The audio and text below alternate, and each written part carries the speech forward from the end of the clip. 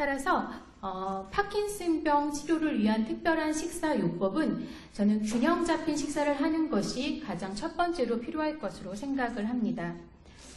균형적인 식사는 아래 사진에서 보시는 것처럼 다양한 식품을 통해서 신체에 필요한 영양소를 골고루 섭취하는 그런 식사를 말하고 있습니다.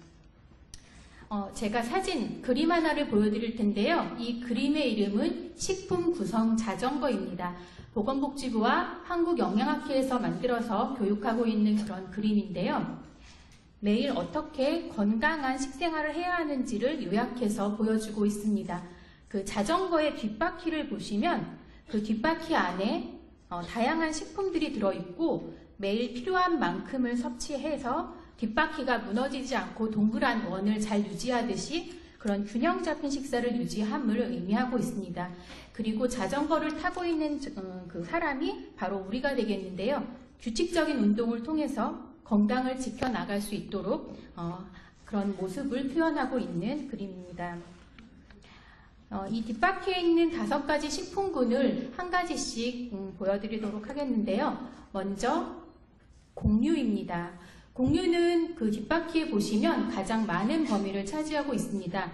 바로 우리가 섭취하고 있는 주식을 말하고 있는데요. 매일 2번에서 4번 정도 섭취를 하고 있고 또 도정하지 않은 어떤 전곡류, 현미나 잡곡 같은 그런 부분을 모두 포함을 하고 있습니다. 두 번째로 우리에게 필요한 영양소가 바로 고기, 생선, 달걀, 콩류입니다. 이 부분은 곡류 옆에 한 칸을 차지하고 있는데요. 이거는 매일 3에서 4회 정도, 그러니까 한 끼에 1가지에서 2가지 정도를 섭취할 수 있는 것을 권장량으로 보고 있습니다. 아래 사진처럼 콩, 두부, 생선, 살코기 등이 바로 여기에 해당하는 식품 종류가 되겠습니다. 세 번째로 필요한 식품군은 바로 채소류입니다. 이 채소류는 단백질 칸 옆에 비슷한 크기로 차지하고 있는데요. 사진에서 보는 것처럼 우리 주변에는 아주 다양한 색깔의 채소들이 많이 있습니다. 그래서 매 끼니 이런 채소들을 나물이나 생채, 쌈 등을 통해서 넉넉하게 하루 6접시 정도 섭취하는 것을 권장을 하고 있습니다. 지금까지는 매 끼 식사 안에 섭취하는 그런 반찬과 주식에 대해서 봤다면 우리가 매일 섭취해야 되는 간식 종류 2가지가 또 저희가 섭취해야 되는 식품군 종류에 포함이 되어 있는데요. 바로 과일류입니다. 과일류도 자전거 뒷바퀴 한 칸을 차지하고 있는데 과일은 아래 사진처럼 역시 다양한 색깔의 과일들이 있고 매일 1개에서 2개 정도가 적절한 권장량으로 섭취를 권고하고 있습니다. 그리고 마지막으로 필요한 영양소 중에 5번째 식품군이 바로 우유와 유제품류인데요. 이것 역시 마지막 칸을 이루고 있고 우리가 쉽게 접하는 유제품, 우유 이런 종류를 매일 1~2잔 정도 섭취하는 것이 적정한 권장량으로 보고 있습니다. 그리고 또 가장 또 빠지지 않고 챙겨야 될 부분이 바로 수분인데요. 자전거의 앞바퀴에 해당을 하고 있습니다. 그래서 하루에 8컵 정도의 충분한 물 섭취를 통해서 수분 섭취를 하도록 그렇게 그림으로 표현을 하고 있습니다. 그럼 이제부터는 균형적인 식사 만드는 어떤 방법에 대해서 어떻게 할 수 있는지 한번 보여드리도록 하겠는데요. 평소에 바쁘게 또 생활을 하시고 여러 가지 반찬 준비가 또 어려우신 경우에는 이렇게 그냥 하얀 쌀밥과 김치 1가지를 놓고 간단히 드시는 경우도 많으신데요. 이럴 경우는 앞에서 보여드렸던 그런 균형적인 영양 섭취에 많은 부분이 부족하게 됩니다. 그래서 이런 경우에도 역시 단백질이나 칼슘, 비타민, 무기질 등을 더 강화하기 위해서 간단하게 좀 바꿔봤습니다. 잡곡밥하고 시금치 굴국을 일단 예로 들었는데요.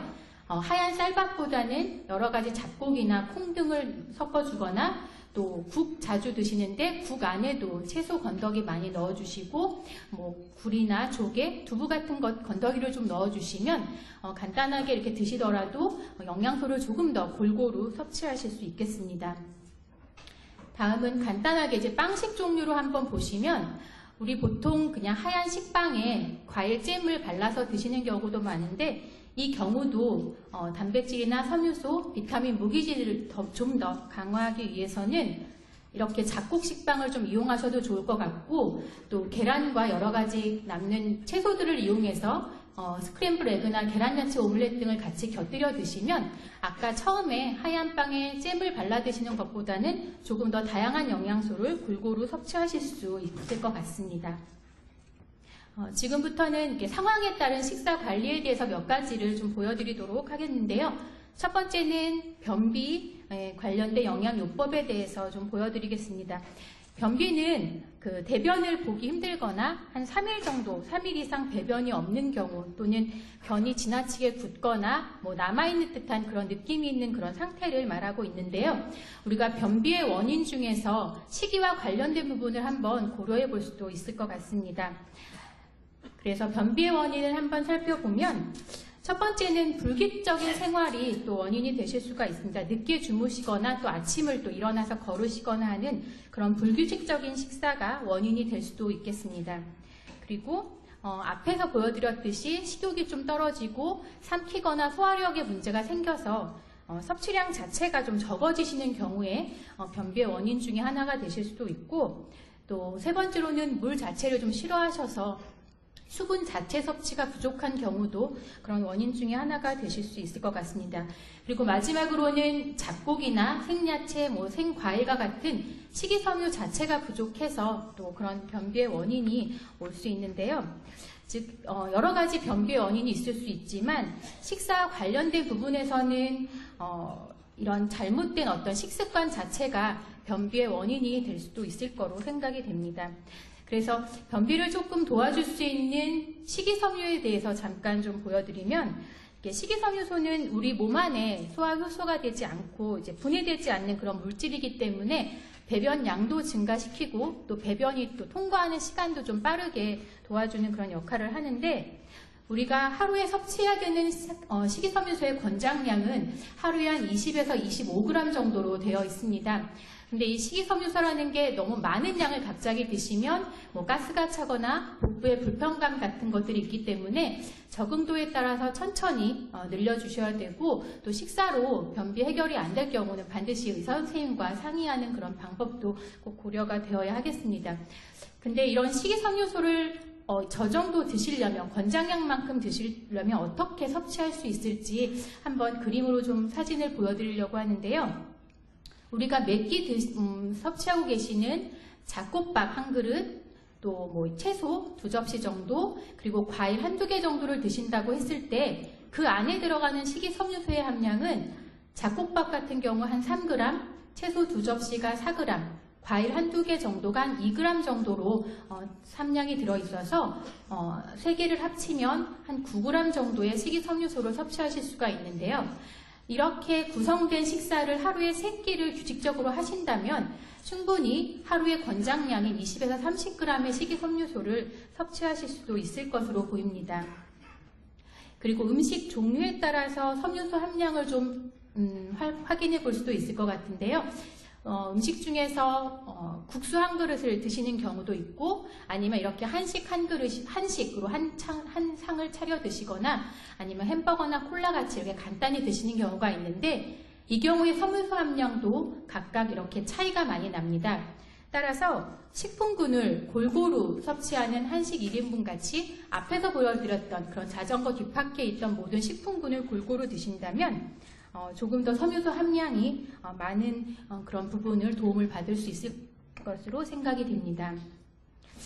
그래서 변비 해결에 조금 도움이 되는 음식 예로 저희가 2가지만 좀 보여드리려고 가져왔는데, 비빔밥 같은 경우도 제철에 나오는 채소들을 이용해서 많이 채소 듬뿍 담아서 드시고, 쌀밥 대신에 보리나 잡곡 같은 밥을 더 이용해 주시면 도움이 되실 것 같고, 옆에 있는 그런 두부찌개처럼 찌개 안에도 채소 건더기 많이 넣어주시고, 또 두부나 조개 같은 거 좀 같이 넣어주시면 단백질 보충도 같이 하실 수 있을 것으로 생각이 됩니다.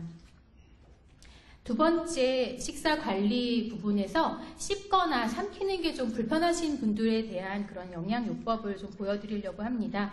저희가 삼키는 것이 불편할 경우는 식사 단계를 3단계 정도로 구분을 하고 있는데요. 1단계는 부드럽고 덩어리가 완전히 없는 상태입니다. 아주 곱게 갈아진 형태라서 옆에 보시는 그 찬기에 들어있는 찬이 채소를 곱게 갈아 놓은 그런 형태입니다. 요플레 정도의 농도로 숟가락으로 떠서 드실 수 있는 그런 정도고, 조금 더 덩어리가 진 걸 드실 수 있을 경우가 두 번째 단계 정도일 텐데요. 식품을 좀 잘게 다져서 씹거나 삼키기 좀 쉬운 형태로 만든 식사입니다. 옆에 보시면 채소, 오이건, 양배추 이런 채소를 이용해서 곱게 다져서 만든 그런 찬입니다. 그리고 3단계 같은 경우는 식품의 원래 그런 형태를 좀 가지고 있는 그런 촉촉하게 만든 형태라서 옆에 보시는 찬처럼 양배추, 오이 이렇게 형태를 다 보실 수 있겠죠? 부드럽게 해서 드시는 그런 방법이 있습니다. 그래서 이런 세 가지 정도의 단계로 보실 수 있는데, 이걸 가지고 한 끼 상을 한번 차려봤습니다. 1단계 식사 같이 가른 형태의 식사입니다. 사진에 보시는 것처럼 곱게 갈아져 있어서 어떤 식재료를 사용했는지 이게 좀 구분이 안 되실 수도 있는데, 아래에 있는 죽그릇에 들어있는 것이 이제 채소나 고기를 좀 같이 섞어서 영양죽을 곱게 갈아 놓은 형태고요. 위에 보여지는 찬기에 들어있는 것은 닭가슴살 같은 경우를 곱게 갈거나 채소천을 또 곱게 갈아서 영양소는 골고루 섭취할 수 있도록 하고 있습니다. 그리고 죽공기 옆에 보여지는 그 갈아놓은 형태가 사과를 곱게 갈아놓은 겁니다. 그래서 사과나 바나나 같은 그런 과일도 곱게 다져 드시면 한 끼 상차림 안에 영양소는 또 골고루 섭취하실 수 있겠습니다.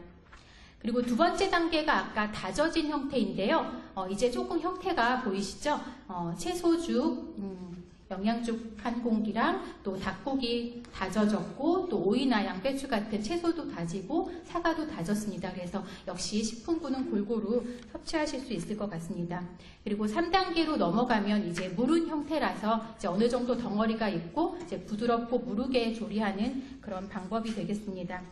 그래서 이와 같이 이게 씹거나 삼키는 것이 불편하지만 음식의 형태나 질감을 변화를 시키지만 5가지 식품군은 골고루 섭취해서 균형적인 식사가 되도록 하는 것이 중요하겠습니다. 세 번째로는 그래서 제가 삼킴 불편 환자를 위한 하루 식단을 좀 보여드리려고 가지고 왔는데요. 이렇게 영양죽 같이 이용해 주시고, 단백질찬과 채소찬 챙겨 주시고, 중간 간식으로 요플레라든지 과일 같이 섭취해 주시면 하루에 필요한 영양소를 골고루 섭취하실 수 있겠습니다. 세 번째로는 골다공증 예방을 위한 그런 식사요법을 간단히 이건 보여드리려고 하는데요. 역시 이것도 5가지 식품군을 골고루 섭취하는 균형된 식사를 하셔야 되겠고, 칼슘 섭취 많은 식품 항상 기억해서 섭취해 주시고, 당연히 음주 섭취는 금하는 것, 그리고 짠 음식 제한해 주시고 과식하지 않는 그런 방법, 그리고 마지막으로 규칙적으로 외출해서 햇빛도 쪼이시고 해서 적당히 운동하는 것도 역시 그런 방법에 도움이 되실 것으로 생각이 됩니다.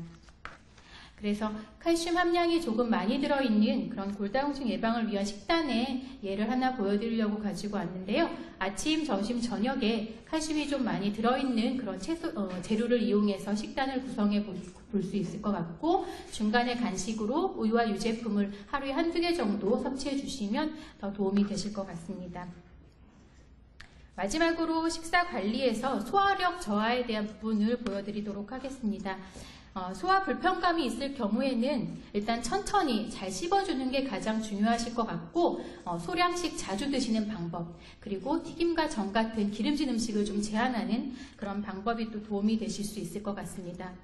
그리고 소화가 불편하실 때는 잡곡보다는 도정된 곡물, 쌀밥을 드시는 게 더 소화에는 도움이 되실 수 있습니다. 그래서 그런 방법도 기억을 해주시고, 채소찬 드실 때 질긴 부위는 좀 제거하고 부드러운 입 쪽으로 같이 드셔주시는 그런 방법도 좋겠습니다. 그리고 소화가 불편하신 경우는 한 끼에 많은 양의 식사를 드시기가 불편하시기 때문에 소량씩 식사하면서 식사 후에 간식으로 열량이 좀 있는 그런 간식을 같이 섭취해 주시는 방법도 좋겠습니다. 그리고 과일 같은 부분도 뭐 딱딱한 껍질이나 이런 부분은 제거하고 부드러운 쪽으로 같이 섭취해 주시는 방법도 기억을 해주시고, 마찬가지로 식사 후에 1시간 정도 휴식 취한 다음에 가볍게 운동을 해주시는 것도 소화력 향상에 도움이 되실 것 같습니다. 마지막으로 이제 소화력 저하 시에 하루 식단의 예를 좀 만들어 왔는데요. 역시 아침, 점심, 저녁에 보시면 잡곡밥 대신에 이 경우는 쌀밥을 드시는 게 더 소화에 도움이 되실 것 같고, 조리하는 방법에서 튀김과 전 같은 것보다는 찌거나 살짝 굽는 정도, 그리고 중간중간에 이제 간식을 섭취해서 부족한 열량을 보충해주는 그런 방법이 있을 수 있겠습니다. 마지막으로 이제 요약 슬라이드입니다. 그래서 여러 가지 영양 관리에서 이제 중요한 부분을 몇 가지 정리를 해보면, 첫 번째는 규칙적인 식사를 해야 하는 부분입니다. 그래서 식사 거르지 말고 새끼 식사를 규칙적으로 섭취하고, 또 식사량이 적다면 소량씩 나눠서 섭취해서 부족하지 않게 도움을 받으셔야겠습니다. 그리고 두 번째로는 골고루 섭취하는 방법입니다. 앞에서 보여드렸던 그런 식품 구성 자전거에 있던 것처럼 단백질, 두부, 계란, 그 다음에 채소, 해조류 등 골고루 섭취해 주시고, 하루에 채소는 6접시 정도 넉넉하게 섭취해 주시고, 중간에 간식으로는 과일과 유제품을 하루에 한두 개 정도 섭취해서 보충을 해주시면 좋겠습니다. 그리고 세 번째로는 다양한 색깔의 식품들이 주변에 많이 있습니다. 그래서 무지갯빛 빛깔처럼 여러 가지 다양한 색깔의 다양한 영양소를 골고루 섭취하는 것이 좋겠습니다. 그리고 하루 8잔 정도의 물을 충분히 드셔주시는 게 필요하실 것 같고, 마지막으로 조리법을 다르게 하는 방법입니다. 변비나 삼킴 장애, 소화력 저하 시에는 그때 컨디션에 따른 식사 관리를 통해서 적절한 영양 관리가 유지되도록 하여야 하겠습니다. 감사합니다.